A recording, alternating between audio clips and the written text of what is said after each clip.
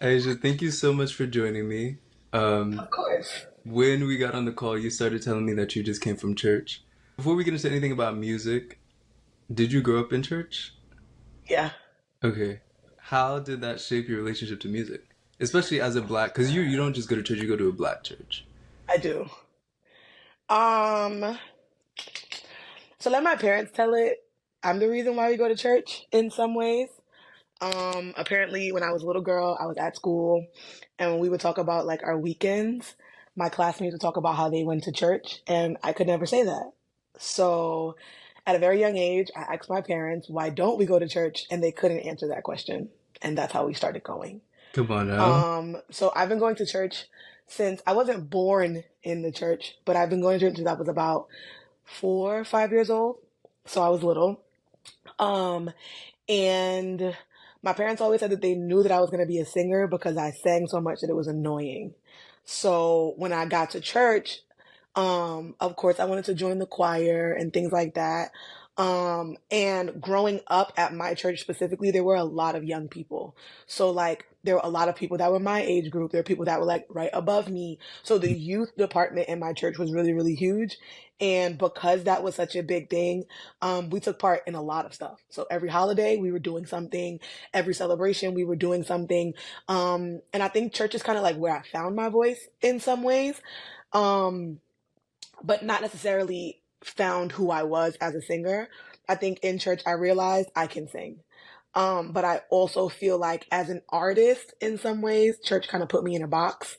So it has its benefits, but it also has its like barriers or roadblocks, so to say, because I feel like artistically it was hard for me to do other things because I'm that regular belty alto singer. And in church, they love that. But then when you go to sing classical, it's like, oh no, you can't do that. Or when you go to sing other genres, it's like, oh, why you sound like you screaming? So I think it gave me the confidence to be like, oh yeah, I could sing, I could do that. But it also kind of like I had to realize that like this is not the only way to sing. Yeah. But yeah, yeah, I guess that's how it shaped me. That's interesting because I saw this video recently. I don't know if you've ever seen it, but they were in people were in it was a black church. They were in church and this woman, she was fastening somebody's little, and somebody started playing jazz and she turned around and she was like, "Don't play no jazz in here." She was like, "I can hear everything." Yeah, no, they don't play that. Like my pastor has always been very in tune. So like even when the drummers and stuff like that used to try to add the secular beats, he'd be like, "Excuse you, what are you over there doing?" So like I definitely feel like without church, I would not be the singer that I am. But I also feel like I had to learn that like you sing one way in church, but you also sing another way in other settings. Yeah, yeah. It's crazy because isn't that I on my separate podcast underneath the semis, I talked about this literally like 2 weeks ago. And Hmm. church and community in our culture is so important and Hmm. how beautiful it is with the music and the togetherness, but then there's also this aspect of like finding who you are as a person from your own life experiences. I think some people have this way of forcing an agenda onto other people Hmm. that actually steers people away from the whole point. um a lot of our favorite, like, most incredible singers grew up in the church, like Whitney Houston, all these other artists. And sometimes I'm like, I wonder if I sang in a choir when I was little, like, what kind of vocalist would I be? Because, like, I've heard that if you can sing in a choir, if you can sing in church, if you could sing gospel, you could sing anything. How did that shape you as a singer? It got to a point where like I hated the fact that I grew up singing in church. And I say that because I would sing and I would be done and everybody would go, "You go to church?" And I'd be like, "What's that supposed to mean?" Like, do I sound like I'm praying? Like, what is that? And then I realized like people can tell when you're anointed. People can tell when you're touched. People can tell when you have a gift rather than a talent. And I had to realize that, like, without church, I would not know that I have a gift. I Hmm. would not know that, like, what I'm doing has a purpose. It would just be like, oh, I could sing and it's fun. So I think that as a singer, or as an artist in general who grew up in church, who grew up and that foundation of singing for me was in church, I think that is what made me so bold. That is what made me so comfortable to get on stage and do it because I felt like I was supposed to be. I think the biggest thing church did for me as a singer was give me confidence because there's something so uncomfortable about singing a song and people are sobbing. It's so uncomfortable for me. But there's also something so gratifying when you can deliver and when you can touch and when someone can say like that healed me, Mhm. that made me feel better. That was calming for me. And Yeah. you realize that like it doesn't have to be gospel for it to have that effect, but you do have to have the anointing for it to have that effect. And I Mhm. think because I grew up in church and because singing was always like, he could take it away. Like my parents used to talk about Jasmine Sullivan all the time. That's one of my favorite singers. And Yeah. her vocal cords at one point was done. And there was one point when I was in high school that my vocal teacher, I would never forget, Miss Best was like, there's something wrong with your voice. And I was like, it's always sounded like this. I've always had a raspy voice. I've always had a low voice for a girl. Like I've always sounded this way. And she was like, you should not sound like that. And she made me go to the ENT. And I went to the ENT and I had polyps on my vocal cords. Wait, wait, wait. What is polyps? Polyps are like little bumps that could be on your vocal cords. And if they're not treated, they can turn into nodules. And those nodules can affect your voice. It can make it lower. It could stop you from being able to reach certain notes. If you watch the movie Pitch Perfect and the Mm. girl was like, I have nodes. And Uh, then all of a sudden she could sing bass. yeah. They were being dramatic, but that's what she was talking about. So, I had polyps because I wasn't breathing properly. Mm. And because I did not breathe properly, instead of my vocal cords bouncing off of each other the way they were supposed to, they were rubbing and it was causing irritation. And I had to stop talking and I had to stop singing, period. Wow. For It. like 2 weeks, I couldn't utter a sound You said this was in high school or college? High in school. high school. Yeah, What did you do in that time? You had to be quiet. I prayed, I wrote, I thought, I felt. I don't think I've ever felt so deeply in my life. There's this there's this little prayer book that I have right now, Mm, written by one of my favorite authors of The Artist Way. Her name is Julia Cameron. And last year I went through a lot of uncertainty. I'm still going through a lot of uncertainty, but we're all going through uncertainty. But last year I moved to an apartment in Philly because I was taking dance training. mm, But then the dance program got shut down out of nowhere, randomly. And I ended up coming back to New York. And I got this book because I just didn't know like what, because everything that I saw for myself, everything that I felt like I had planned was kind of, it just put me in a space where I just didn't understand what the fuck was going on. And so I really needed to, I needed something outside of other people to like, remind me that you can find, like life is not always meant to be certain. yeah, And I don't know, I just felt like I was kind of stripped, not because the program shut down, because I've always had like this relationship with myself where it's like no matter what I'm doing or where I'm at, like I'm good and I have things to turn to. But like it was just, I don't know, my mind was kind of attached to the idea of the way things were about to go.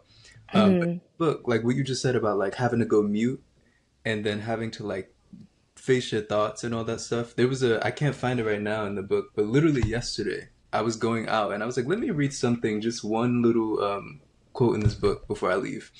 And it said something about like illness makes a person more vulnerable to like, or maybe more available to like life's beauty and stuff like, mm, so when you're forced into a position that like you didn't want, whether it be like physical health or like you having to like be quiet for a while, like it kind of trains you to like focus on minuscule little things. It's, yeah. I found my voice in that silence, definitely.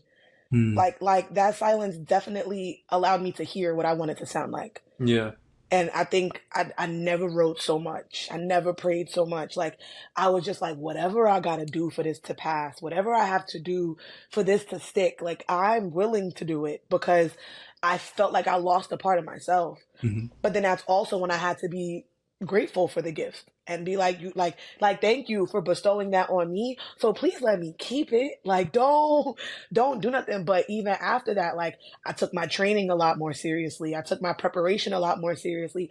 I will go on vocal rest in a heartbeat. Don't talk to me. Nope. Period. Not doing it. But it was like that experience showed me why it was so important to like be careful and be focused and do what I have to do. Hmm. Yeah, and also like thank God that you met that teacher. 'Cause like you've been singing and a lot of people been missing it thinking like Yeah. that sounds great. She has this organic rasp that's But unique. that also goes back to that whole church aspect. That's why I said I was the perfect little alto. Oh, I could do it. You want me to sing soprano with y'all? I got you. You want me to sing tenor with the boys? I got you. You want me to scream? You want me to yell? You want me to do? I could do it for you. But all in all, I wasn't being taught how to do it in a healthy way. Hmm. And it ended up hurting me more than it was beneficial to me. So I'm grateful for her because she heard it. Yeah. And I'm in there like, what are you talking about? Like I've been to, and Miss Beth was like, no. That's not right. Wow. Freshman year. I never forget that. And I could not speak. I was writing on notepads to communicate with people. Like it was insane. You know what that gives? You remember that episode? Did you ever watch Hannah Montana when you were little? That Yep. episode where she had the same issue Was hoarse. and Yep. she was writing on the dry erase board. That was me. Speaking of writing, you talked about when you had to go silent for a while, and you started writing a lot more. I want to talk about lyricism. When I reached out to you in 2020, I was doing this little project that was like Hmm. a video montage of different people in lockdown. I asked you to sing one of my favorite songs called Time by Mickey Echo, who is also the guy who sang Stay with Rihanna. Hmm. He's also one of my favorite writers. And yeah, that song for me evokes so much like passion and um, pain, but also just like a blend of all of it. How do lyrics play a part in your music relationship? And do you write many songs? Um, Lyrics are very important to me. Yeah. I'm a talker, as you know, but I don't like being vulnerable. Um, and I think that's why, like, in a lot of ways, I tell everybody I'm just a walking contradiction. So take whatever I say lightly, because I will change my mind based on the situation and then act like it never happened. Come on, self awareness. Um, so for me, music speaks when I can't. And that's why my lyrics are so important to me. I've never written a song and it wasn't true. Anything that I've ever written is something that I've gone through. It's about someone specifically, whether I like them, whether I love them, whether I hate them, whether I'm just not feeling them right now, whatever the case may be. Um, and it also allows me to still be private while being vulnerable because I also like innuendos. So 9 times out of 10, you may think I'm talking about something else and I'm really not. But then there's also times where I'm just like very direct and I'm very blunt about how I feel and what I'm saying. So I think for me, lyrics speak the feelings that I'm too afraid to speak on my own. Yeah. But they also make room for other people to connect to create relationships that way. Yeah. And I would say that my parents are a really big part of that, more specifically my father. I wrote my very first song in the backseat of the car when I was like 12 years old. And my father was like, everybody always say you got a big mouth, so why you don't sing about it? And I was like, what you mean? And he helped me with like the first two lines, and then I did the rest of the song. And the hook of the song is, they say I got a big mouth and that I talk too much. But I don't care what you say about me, really, as long as I have God and my microphone and people that love me around me. Do you feel me? And for years, that was the only song I had written. It was the only thing I ever sang.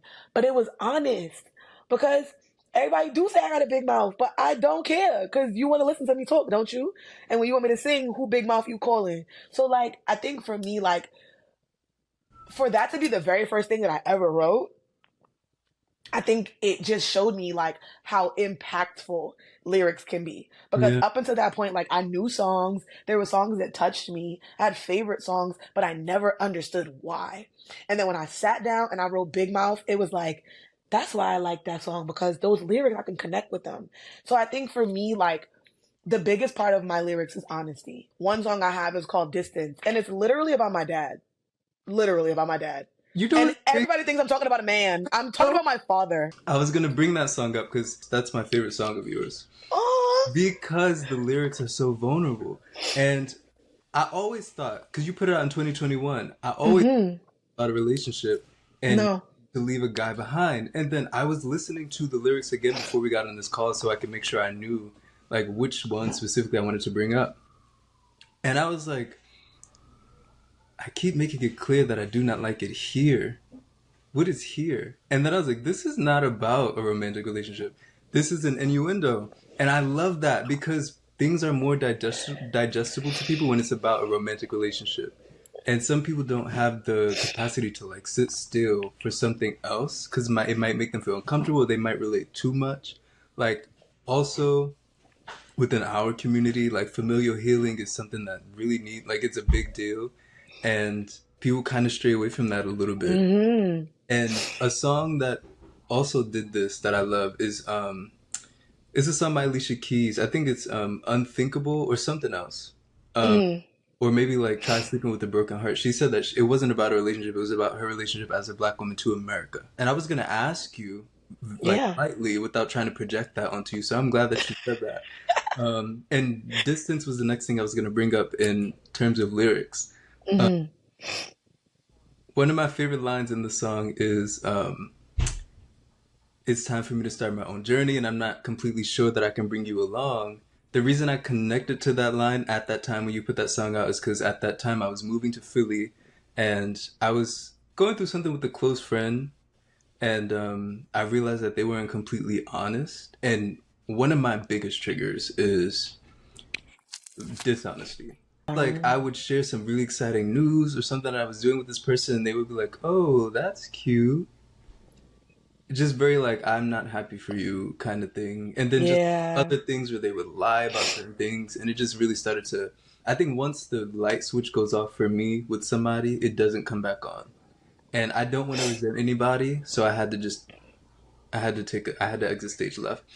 So I really felt that your situation is different, but it also speaks to loyalty. Like when you voice Yeah. somebody that loves you, you expect for them to change something. And I'm sure this song made you feel seen and heard in a time where like sometimes people fail and don't take accountability for certain things, and you know that's just what The happened. crazy part is it didn't. Wait, the song You said that you're sure that it made me feel seen or heard. It didn't. really? No. Well, I mean, seen by the music. No. Because he didn't get it. Hmm. And like it took a long time for my father. Like when he heard it, he was like, "Oh yeah, I like that." Like, and he thought it was about a guy. Yeah.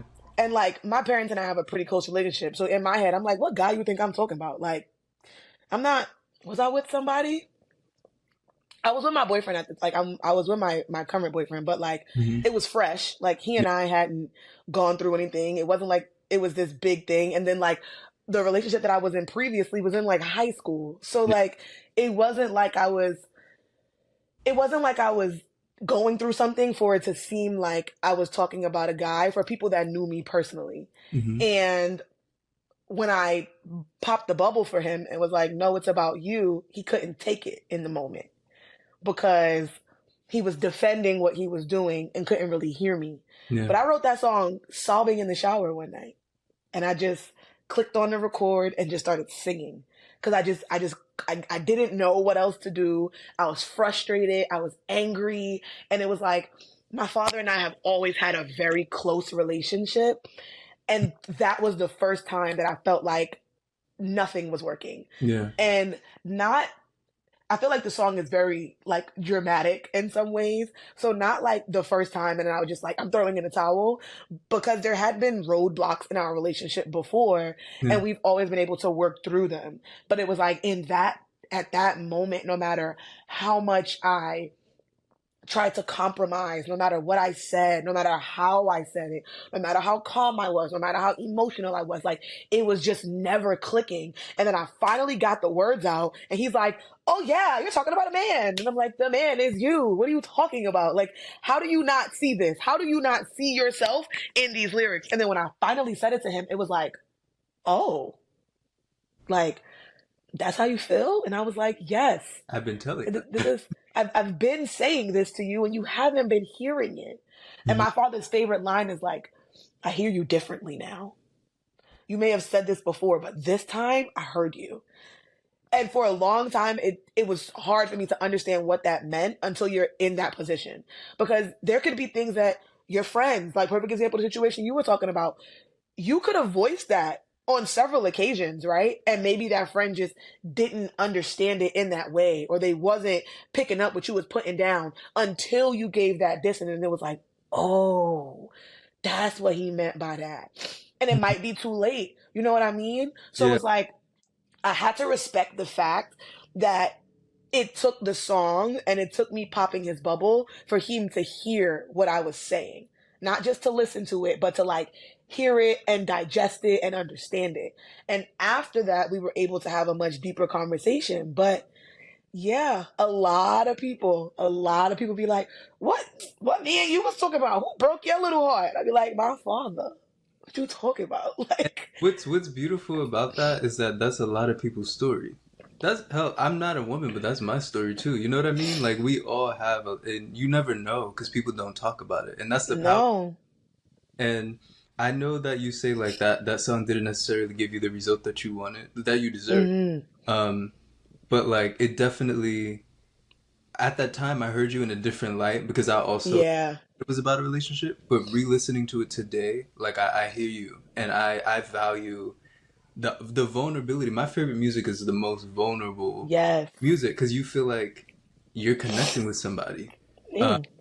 and that's the point. You know, like that's the whole point. Like apart from the ability of being able to sing and being able to play, instruments and all that, like what you're saying is it's a very important tool because Hmm. a lot of people don't even know that they're in a situation that might not be serving them because it's familiar. And then they hear Right. you talk about how this thing is making you feel. And they're like, oh shit, I feel like that too. I also like that you can interpret it in so many different ways. The first line of the song is, "My first love claimed my heart, but at this time you tore it apart." Like, people are going to hear that and be like, "Ooh, Everyone's parent is their first it's their love. first love."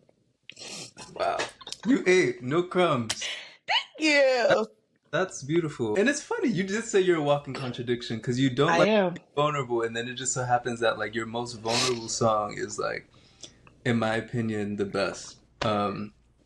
But also within your like so far the things that you released, there is range because like you did distance, which is very vulnerable, but then you also did hypnotize, which is a biggie sample. Um, did you intend to put out music that's like that showcases all aspects of you immediately? Yeah. At the time that those are like some of my first releases. My bachelor's is in arts and entertainment management. So my back office is everything to me. I'm not gonna put anything out if somebody could steal it, if somebody could eat money off of it. Like, I'm not gonna do that. So when I first decided that I wanted to put out music, I was using samples. And I was using samples because, one, I'm not going to earn any revenue off of those because those are not my songs. Those are songs of other people. And when I release them, I put that in my paperwork. Like, this is not my song. This is not my beat, because I didn't want to, mess up myself in the long run and Yeah. get sued. But I also wanted it to be clear that, like, I'm doing this for recognition rather than a paycheck. Hmm. So I did Hypnotize. I did the Giveon song. I did a Jasmine Sullivan song, but I didn't release it. But there were a couple songs where I was pretty much just doing mashups. And Hypnotize happened because I'm a little black girl from Brooklyn, and Biggie is Brooklyn. Yeah. Come on now. And I needed something that, even if you didn't know my name, you would hear the hook and want to hear what I had to say. And in my conversations and things like that, it was like, why not do Hypnotize? So then when I did it, it was like, but how am I hypnotizing? Like, how am I gonna use that to like one, not go too far from the beat and everything to where people don't want to hear it anymore, but two, like also say things that are gonna be like, oh, who's that? What you talking about? So that's really how that happened. This AirPod doesn't want to stay in my ear, so we're gonna just keep that one out. But that's really how that one happened. And then from there, I've always wanted to showcase my versatility, because from as early as I knew that I could sing and I wanted to be a singer, I never wanted to be a gospel singer. I always knew that. I always knew that I wanted to sing and put out music that was inspiring and that was touching and that was motivating. But I never wanted to be in this box of gospel because I felt like everything that I went through, I didn't always find my answer by going, Jesus. Even if I got to that point at some moment, that's not how my journey always went.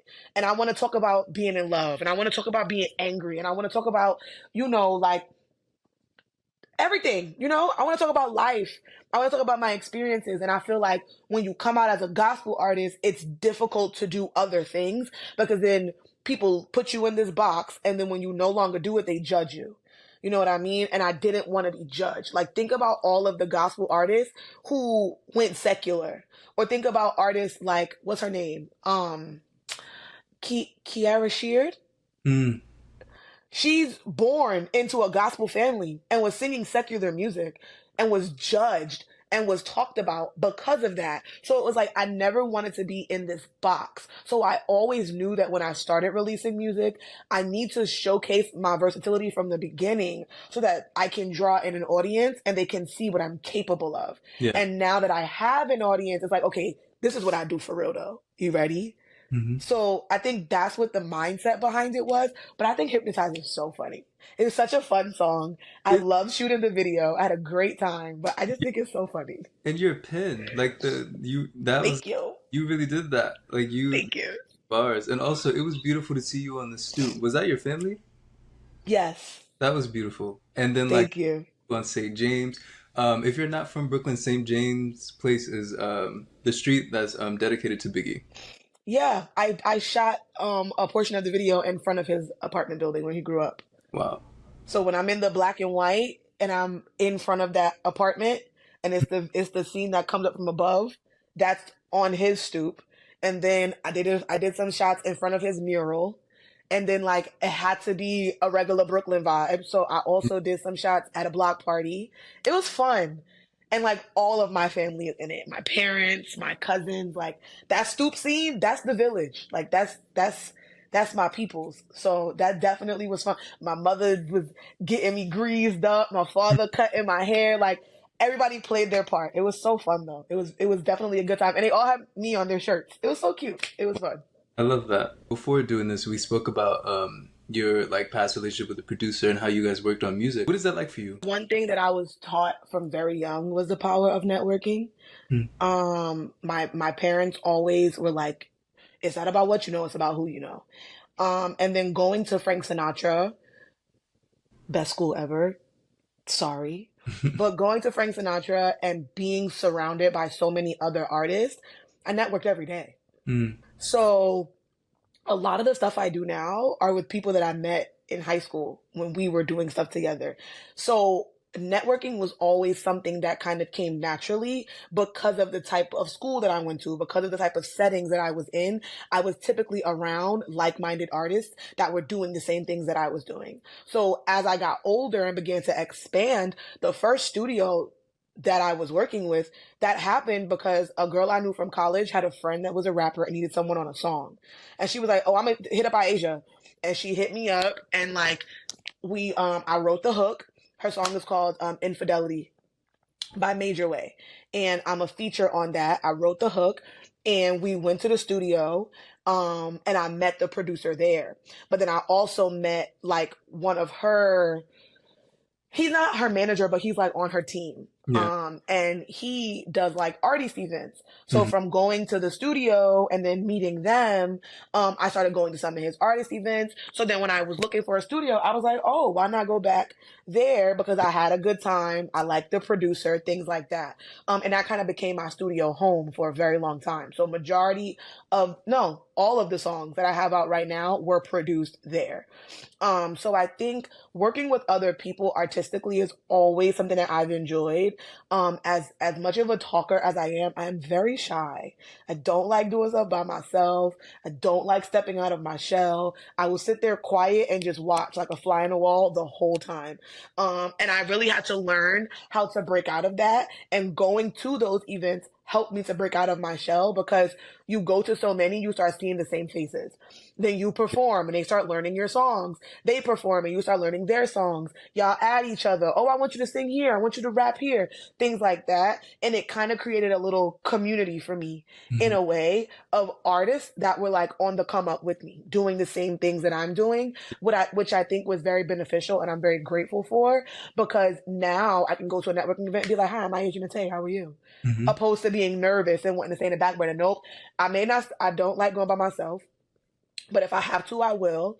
And even then, like I'm going for a purpose. I know what I'm looking for, but I always make sure that like you know you got RBF. Let's make sure we have a nice smile. We're put together nicely. Make sure when people speak, you speak. You make eye contact with somebody. Just say hello because you never know how far those interactions can take you. So I'm definitely grateful for the networking that I've done because I feel like now I have a unit of artists that I can at least take the first step with and Yeah, then ultimately get me to other places. yeah, for sure. What would you say to somebody right now who also loves to write songs, loves to sing, but is trying to figure out um, how to get in touch with some kind of like community in that sense?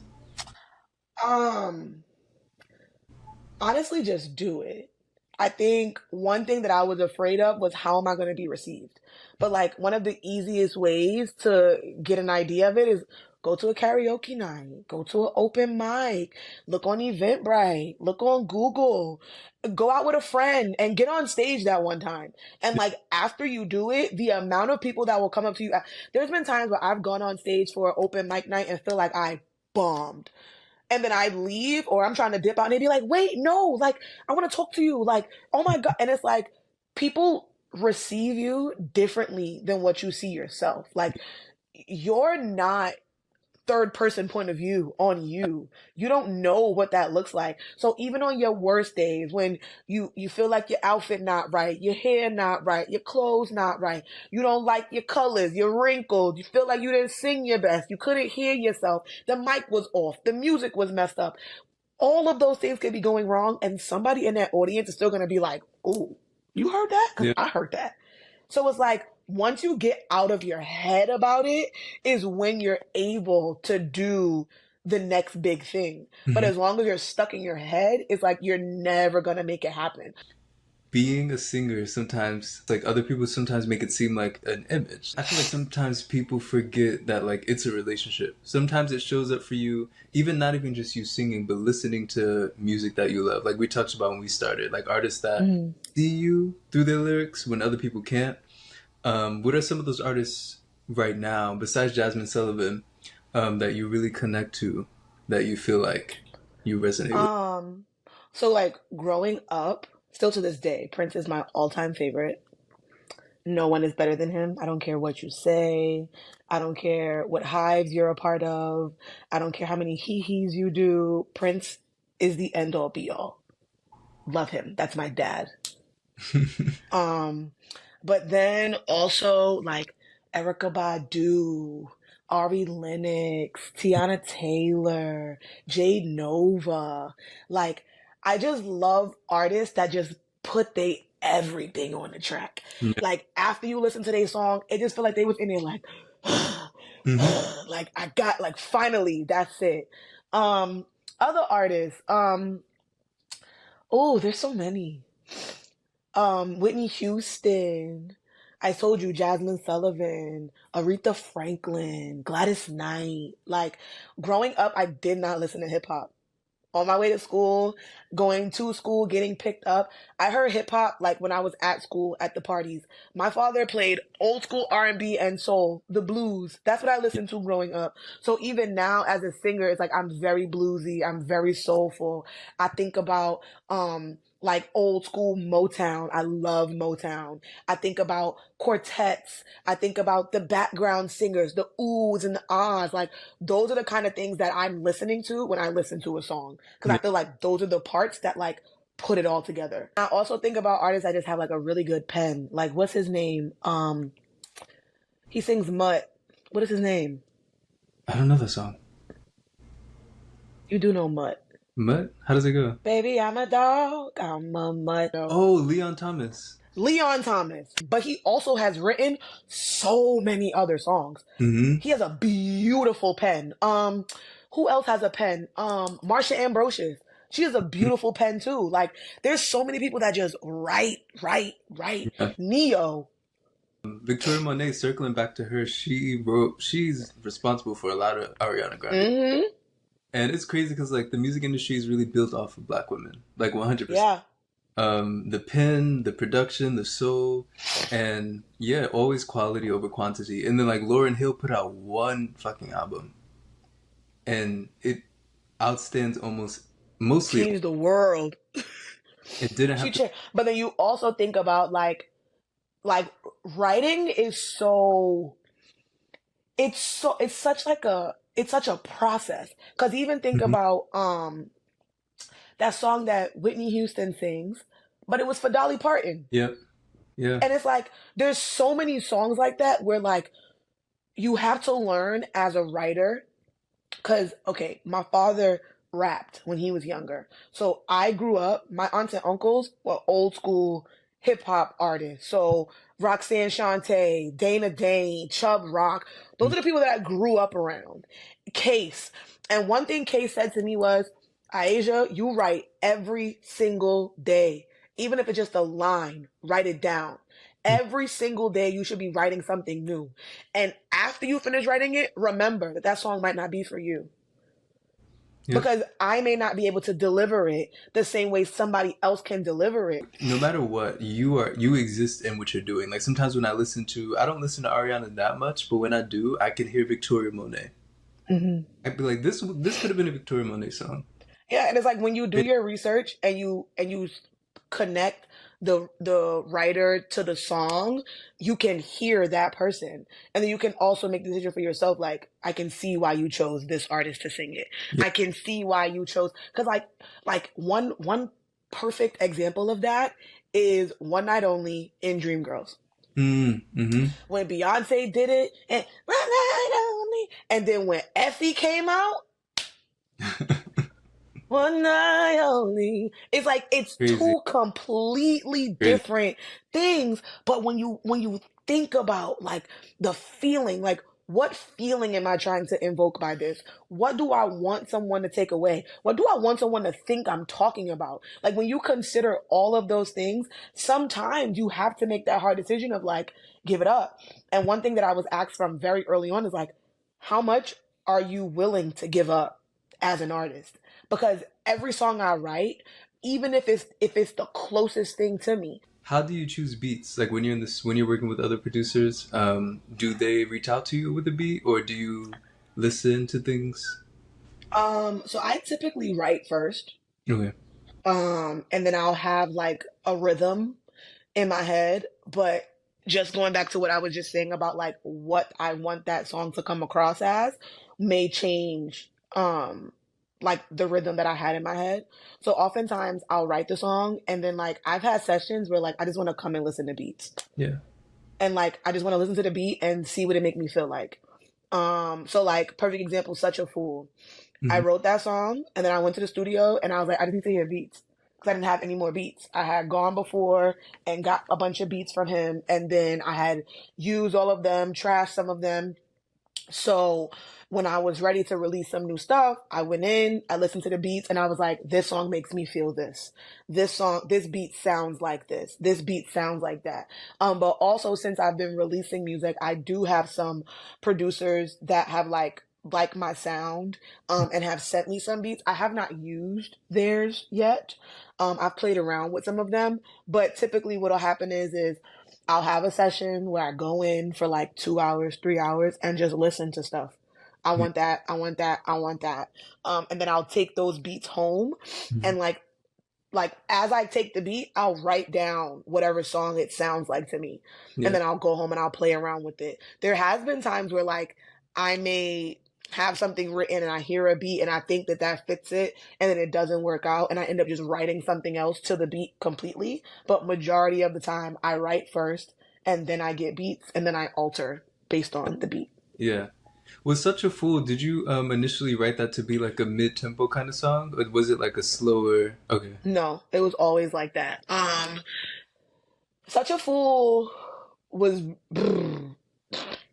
Such a Fool was written when I was afraid to love. Okay. Um, at the time, I had met my boyfriend. We weren't like officially together yet, Hmm. but we had been dealing with each other for a while, and I knew I loved him, but I was scared to admit it. Yeah. In the verses, it was kind of me just listing all of the things, like all of the reasons why, all of the things I feel, all of the things that's there. And at the end of it, it was just like, I'm not a fool. Like, I'm not. So it started off with like, how? Come on now. But then it ended with like, because why not? Yeah. Like, why wouldn't you? You know? Yeah. But I'm a lover of love. Very mushy.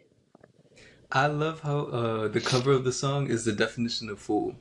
Yeah. I'm gonna read it real quick. Fool, a person who acts unwisely or imprudently, a silly person. What a fool I was to do this. Um, yeah, I love that. You were trying to prepare yourself. Um, Yeah.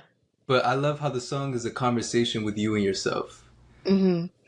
That speaks volumes to healing too. We talked about church and we talked about how that you get something from that experience, but it's not necessarily the full picture for you as a human being.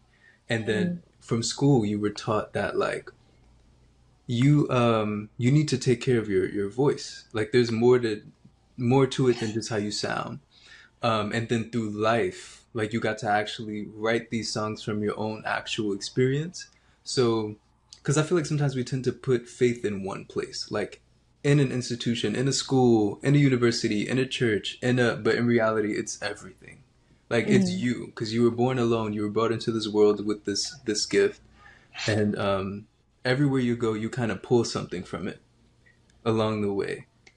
So, what's one thing that you would say, or maybe a moment in your life that you can recall um, that felt like a defining moment for you as an artist?